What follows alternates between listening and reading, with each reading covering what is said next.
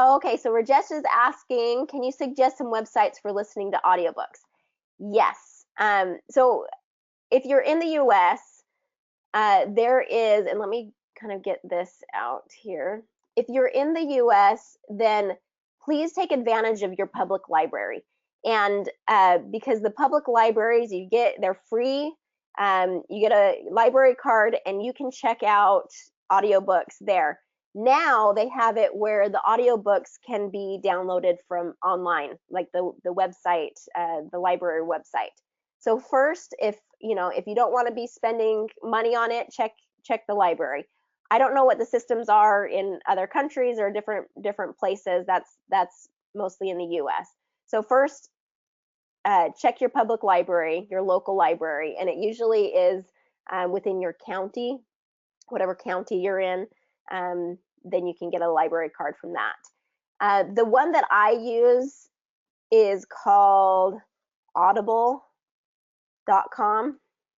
Okay, audible.com is what I use, and basically it's really, really easy and convenient. They have a website. You go on the website.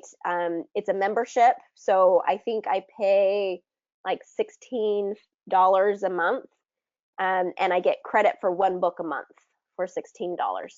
And you can, if you don't use that credit for the month, it saves it for the next month, and so you can save some of those credits. But basically, you can download.